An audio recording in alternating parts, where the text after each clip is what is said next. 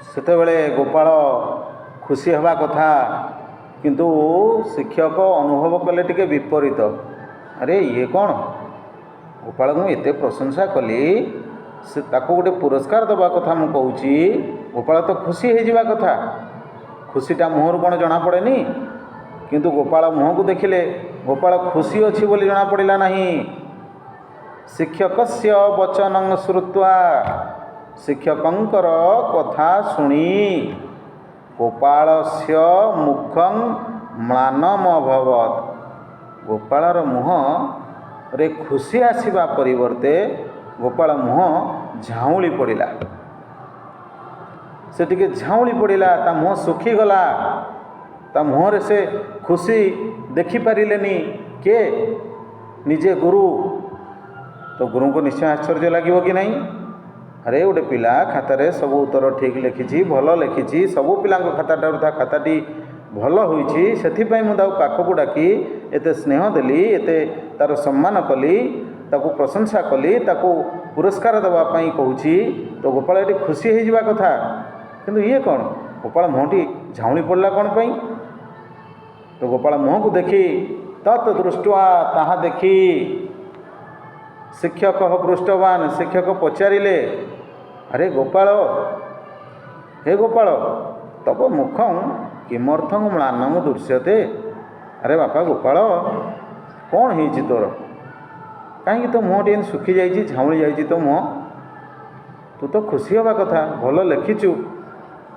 ଯେତେବେଳେ ଗୁରୁ ପ୍ରଶ୍ନ କରନ୍ତି ଗୋପାଳକୁ, କିନ୍ତୁ ଗୋପାଳ ଥିଲା ଜଣେ ସତ୍ୟବାଦୀ, ସେ ମିଥ୍ୟା କହିବାକୁ ଭଲ ପାଉନଥିଲା। ଗୋପାଳ ସତ୍ୟ କଥା ଏଠି ପ୍ରକାଶ କଲା, ନିଜର ଭୁଲକୁ ସ୍ୱୀକାର କରିବାକୁ ଗୋପାଳ କ'ଣ ହେଲା ନା ମନ ବଳେଇଲା। ଗୋପାଳ କଥିତବାନ୍, ଗୋପାଳ କହିଲା, କ'ଣ କହିଲା? କହିଲା, ଗୁରୁଦେବ, ହେ ଗୁରୁଦେବ, ପୁରସ୍କାରଂ ପ୍ରାପ୍ତୁମ୍, ପୁରସ୍କାର ପାଇବାକୁ ଅହଂ, ମୁଁ ଅଯୋଗ୍ୟ, ଅଯୋଗ୍ୟ। ଗୁରୁଦେବ, ଆପଣ ଯେଉଁ ପୁରସ୍କାର ମୋ ପାଇଁ ଘୋଷଣା କରୁଛନ୍ତି, ସେ ପୁରସ୍କାର ପାଇବାକୁ ମୋର ଯୋଗ୍ୟତା ନାହିଁ ଗୁରୁଦେବ, ମୁଁ ସମ୍ପୂର୍ଣ୍ଣ ରୂପେ ଅଯୋଗ୍ୟ ଆପଣଙ୍କର ଏ ପୁରସ୍କାରକୁ ଗ୍ରହଣ କରିବା ପାଇଁ। ଆରେ ଏ କି କଥା?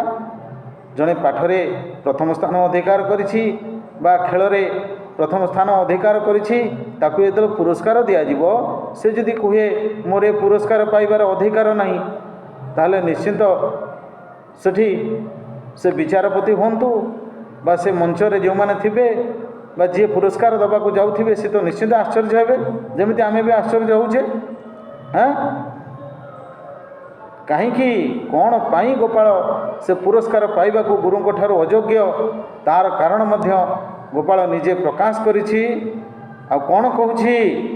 କହୁଛି, ପରୀକ୍ଷାୟାମ୍ ଅହଂ ମିତ୍ରସ୍ୟ ସାହାଯ୍ୟଂ ନୀତବାନ୍, ଗୁରୁଦେବ, ଏଇଥିପାଇଁ ମୁଁ ଅଯୋଗ୍ୟ।